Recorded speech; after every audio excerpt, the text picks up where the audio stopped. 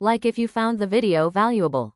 It was passed down after Grandma died. She said never to blow it out, or someone else dies in your place.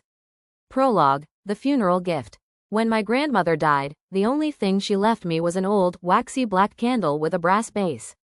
There was a tag tied to the stem in her spidery handwriting: do not blow it out.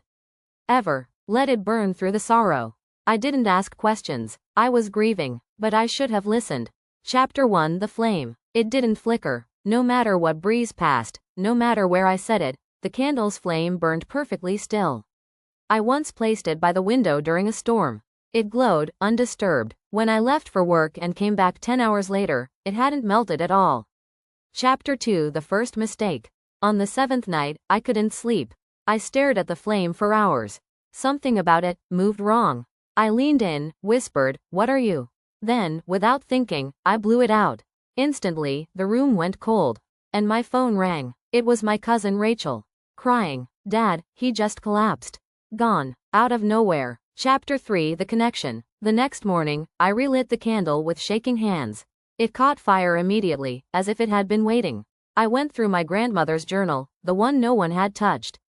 Inside was a page titled, "The Warding Flame." It read, "The candle is not for light. It is for keeping death in place. Blow it out, and death moves." Chapter 4: The Visits. That week, I didn't sleep.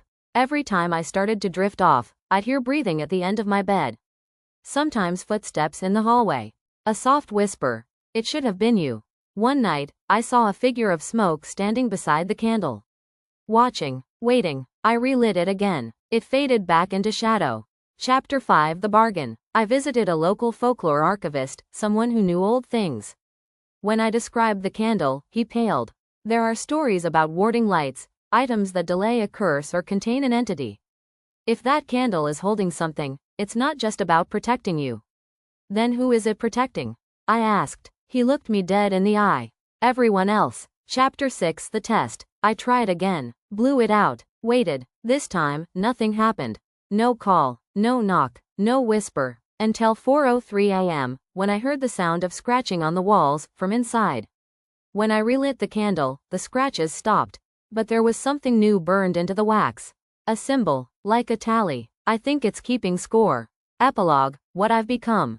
I haven't left the house in 3 weeks. The candle sits in the center of the room. Sometimes I stare at it and see faces in the flame. It no longer needs wax. It feeds on me now, my memories, my time, my breath.